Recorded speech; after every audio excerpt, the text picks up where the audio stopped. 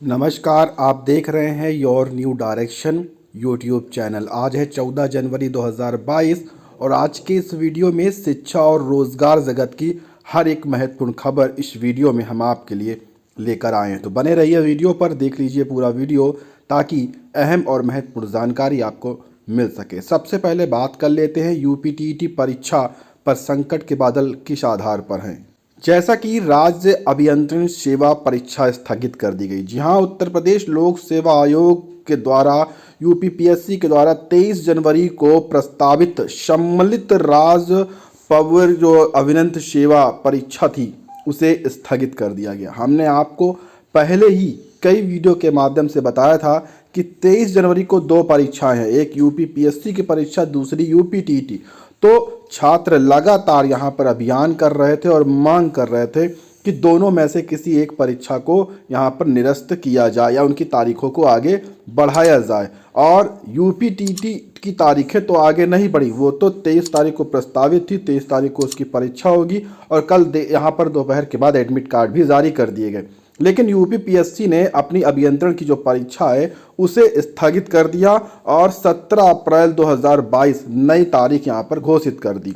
तो यहाँ दोनों में से एक बदलाव होने को यहाँ पर देखने को मिला। कहीं ना कहीं यहाँ पर इसका भी मामला था, कहीं ना कहीं कोरोना का भी प्रभाव हम आपको दिखाएंगे। अब आपको बता दें कि यूपीटीईटी इस कारण से नहीं टल पाई, लेकिन यूपीपीएससी की ये परीक्षा टल गई। अब यूपीटीईटी की जो परीक्षा है वो 23 जनवरी को निर्धारित यहाँ पर तय समय पर जो उसकी प्रक्रिया है वो की जाएगी। कल देर शाम तक यहाँ पर एडमिट कार्ड भी जारी कर दिए गए।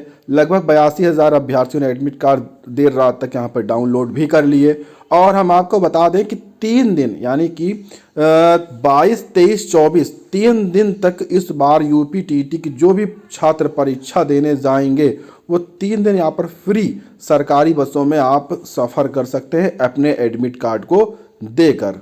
ये चीज़ें आपके प्रवेश पत्र में भी एडिट हैं। साथ में यहाँ पर देखिए यूपीटीईटी में शामिल होने वाले कैंडिडेट्स के लिए बस में 3 दिन तक फ्री सफ़र करने की यहाँ पर सुविधा आपको दी जाएगी। अब यहाँ पर पूरा डिटेल से दिया गया है। जो भी टीईटी कैंडिडेट्स होंगे वो अपने कंडक्टर को एडमिट कार्ड आपको फ़ोटोकॉपी वहाँ पर देनी होगी और आपका जहाँ पर भी एग्ज़ाम सेंटर है वहाँ पर आप जा सकते हैं। इस बार ये सुविधा दी गई है।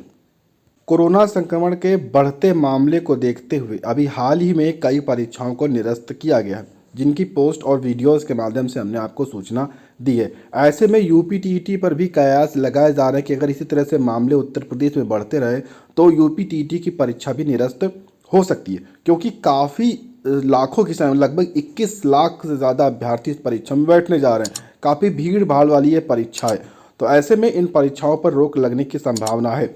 फिलहाल अभी पीएनपी की तरफ से पूरी कार्रवाई की जा रही है। आगे की जो प्रक्रिया है वो लगातार की जा रही है। शासन के आदेश के आधार पर ही जो भी कदम होंगे वो यहाँ पर उठाए जाएंगे। उत्तर प्रदेश में नई प्राथमिक शिक्षक भर्ती का विज्ञापन निकलवाने के लिए काफ़ी लंबे समय तक लखनऊ इको गार्डन और लखनऊ की सड़कों पर धरना प्रदर्शन हुए, लेकिन आचार संहिता लगने के बाद ये सभी प्रक्रियाएं रुक गई और जो सरकार ने ऐलान किया था 17,000 नई प्राथमिक शिक्षक भर्ती का, वो भी नहीं आई और 97,000 विज्ञापन भी देखने को नहीं मिला।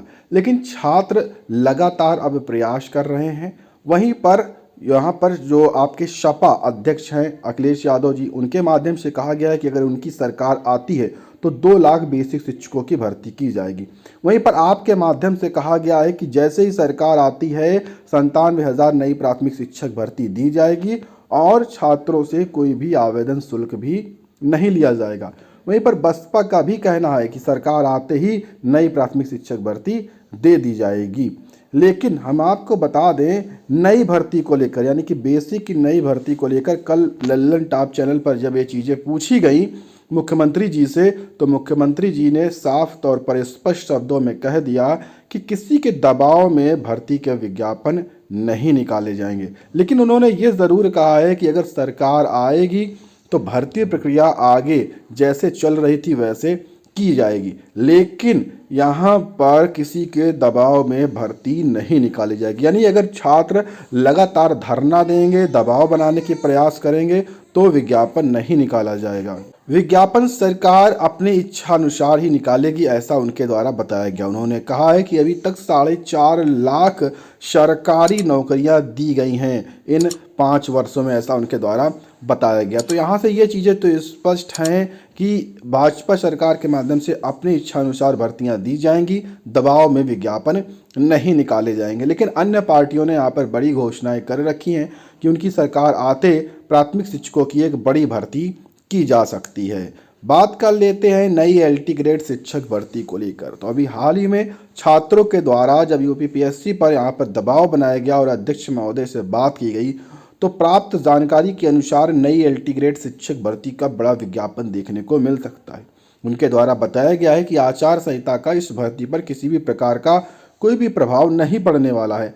अगर बात करें तो अभी तक जो शिक्षकों के खाली पद थे वो 5500 के आसपास थे, लेकिन यहाँ पर निदेशालय से एक बार फिर से अनुमति मांगी गई है अधियाचन को लेकर, रिक्त पदों का डेटा और ज़्यादा एकत्रित करने के लिए। और वहाँ से मंजूरी मिलते ही, निदेशालय से मंजूरी मिलते ही सूचना प्राप्त हो रही है कि 9,000 प्लस पदों पर यहाँ पर लगभग पद खाली दिखाए जा सकते हैं। जी हाँ, क्योंकि ऐसी सूचना है कि अभी और ज़्यादा पद, जितने पदों का यहाँ पर आया हुआ है डेटा, उससे ज़्यादा पद यहाँ पर खाली हैं। उस तरह से देखा जाए तो लगभग 9,000 से ज़्यादा पदों पर नई एलटी ग्रेड शिक्षक भर्ती की जो यहाँ पर घोषणा है वो यहाँ पर की जा सकती है, ऐसी जानकारी प्राप्त हो रही। तो बड़ी अपडेट है और इस पर आचार संहिता का कोई प्रभाव नहीं पड़ेगा। जल्द ही आपको नई एलटी ग्रेड शिक्षक भर्ती का विज्ञापन उत्तर प्रदेश में देखने को मिलने वाला है। और हम आपको बता दें, यहाँ पर यूपीपीएससी की भी अपडेट है। कई परीक्षाएं रद्द हो चुकी हैं, कई परीक्षाओं की तारीखें आगे बढ़ाई गई हैं और कई परीक्षाओं पर सीबीआई की अभी भी जांचें चल रही हैं। कोरोना संक्रमण को ही देखते हुए सैनिक स्कूल की जो प्रवेश परीक्षा है उसे फिलहाल टाल दिया गया है। जी हाँ, इसी तरह से जो परीक्षाएं हैं एक एक करके यहाँ पर टाली जा रही हैं और 16 जनवरी को होने वाली जो प्रवेश परीक्षा है वो कोरोना संक्रमण के बढ़ते कारण यहाँ पर इस परीक्षा को फिलहाल टाल दिया गया। शहर के 3 केंद्रों पर यह परीक्षा होनी थी और यहाँ पर लगभग 4,000 छात्र छात्राओं को शामिल होना था। फिलहाल यह परीक्षा अगली तिथि तक टाली गई है। वहीं पर नीट के लिए 17 जनवरी तक आप पंजीकरण करा सकते हैं क्योंकि ये प्रक्रिया शुरू है। परीक्षार्थियों को कॉलेज के विकल्प भरने की सुविधा जो है वो आज से दे दी जाएगी। वहीं पर शेड्यूल जारी करने के लिए भी यहाँ पर छात्रों ने विरोध जताया है क्योंकि कोरोना का संक्रमण है और उस कारण से यहाँ पर विरोध कर रहे हैं। लेकिन यह प्रक्रिया फिलहाल नहीं रुकने वाली है। 17 जनवरी 2022 तक यह प्रक्रिया लगातार चलेगी। पिछले 10 सालों से रुकी हुई प्रधानाचार्य 2013 की जो भर्ती प्रक्रिया का साक्षात्कार वो पूरा होना इसी महीने संभव नहीं बताया जा रहा। जी हाँ, फिलहाल हाई कोर्ट ने आदेश दिया था कि 31 जनवरी 2022 तक हर हाल में इस भर्ती प्रक्रिया को पूरा करें और इसी क्रम में सरकार के द्वारा हलफनामा भी लगाया गया कि हम 31 जनवरी तक इस प्रक्रिया को पूरा कर लेंगे। लेकिन खराब सर्वर के कारण लगातार तारीखें यहाँ पर प्रत्यावेदन के लिए बढ़ाई जा रही हैं। 16 जनवरी 2022 तक केवल प्रत्यावेदन ही स्वीकार किए जाएंगे और इस तरह से किससे इतनी जल्दी साक्षात्कार कराकर 31 जनवरी तक इस प्रक्रिया को पूरा किया जाएगा, यह संभव नहीं दिख रहा है। फिलहाल 599 पदों पर यह भर्ती प्रक्रिया होनी है जिसके लिए लगभग 6,000 से ज़्यादा छात्र यहाँ पर उपस्थित हो सकते हैं साक्षात्कार के लिए और इतने कम समय में साक्षात्कार कराना संभव नहीं होगा। फिलहाल यहाँ पर लगातार जो प्रक्रिया है माध्यमिक शिक्षा सेवा चयन के बोर्ड के माध्यम से की जा रही है क्योंकि दबाव है हाई कोर्ट का। जैसे भी टीजीटी पीजीटी सुप्रीम कोर्ट का दबाव था तो भर्ती प्रक्रिया को जैसे तैसे यहाँ पर पूरा किया गया। फिलहाल इस प्रक्रिया पर लगातार कार्यवाही चल रही है और 16 जनवरी तक आवेदन लेने के बाद त्रुटियों का आगे की जो प्रक्रिया है वो यहाँ पर शुरू कर दी जाएगी। इग्नू में दाखिले के लिए 31 तक आप ऑनलाइन आवेदन कर सकते हैं। जी हाँ, Indira Gandhi national open university में स्नातक स्नातकोत्तर में दाखिले के लिए जो भी अभ्यर्थी हैं वो 31 जनवरी 2022 तक ऑनलाइन आवेदन कर सकते हैं। इस समय अगर बात करें तो BA, BSc, BCA, BCom, MA, MSc और MSc, MCom, PG, diploma, certificate course प्रक्रियाओं के लिए दाखिले चल रहे हैं। जी हाँ, बदल सकता है पॉलिटेक्निक एग्ज़ाम का अब टाइम टेबल क्योंकि जो कोरोना की स्थिति है उसको देखते हुए यहाँ पर और विधानसभा चुनाव को मद्देनज़र रखते हुए इनकी तारीखों में बदलाव देखने को मिल सकता है। 20 जनवरी से शुरू होनी है परीक्षाएं, 16 या 17 जनवरी को यहाँ पर अंतिम निर्णय ले लिया जाएगा कि 20 जनवरी 2022 से इस परीक्षाओं को कराया जाए या नहीं कराया जाए, क्योंकि समस्याएं दो हैं यहाँ पर। एक तो कोरोना, दूसरा विधानसभा का चुनाव, और इसी के मद्देनज़र यहाँ पर तारीखों में एक बार फिर से बदलाव देखने को मिल सकता है।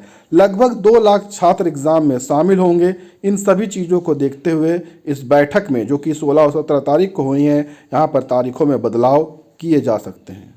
AKTU के एक एग्ज़ाम हुए खत्म, फरवरी में दूसरे एग्ज़ाम की तैयारी यहाँ पर की जा रही है। जी हाँ, छात्रों के विरोध के बीच में ये परीक्षाएं कराई जा रही हैं। अब फरवरी मार्च में पहले सेमेस्टर के एग्ज़ाम कराने की तैयारियां यहाँ पर की जा रही हैं। जल्द ही संबंधित जो शेड्यूल है वो जारी कर दिया जाएगा।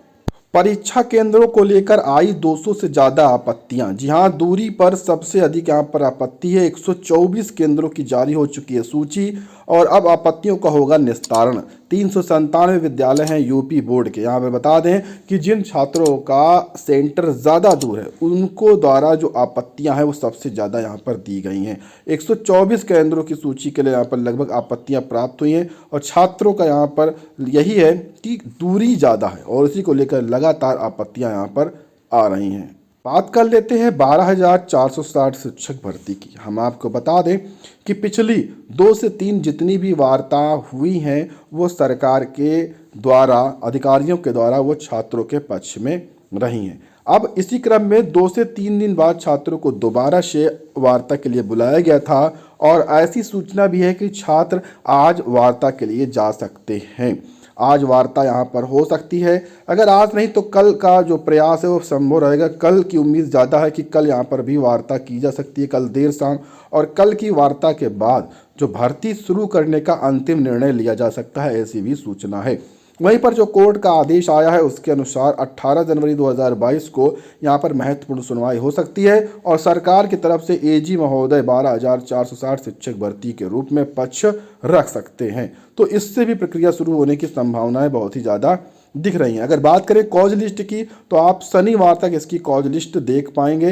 हो सकता है कि कल भी आ जाए, या आज आ जाए, या आज कल में आपको इसकी जो कॉज लिस्ट है वो जारी हो जाएगी। तो जैसे ही कॉज लिस्ट जारी होगी, किस नंबर पर केस लिस्टेड है, उसकी सूचना सबसे पहले हम आपको वीडियो के माध्यम से दे देंगे। आज की अगर वार्ता होती है तो वार्ता के बाद क्या अपडेट आएगी वो भी हम आपको ज़रूर से ज़रूर बता देंगे। उसके लिए आप चैनल को अधिक से अधिक सब्सक्राइब करें।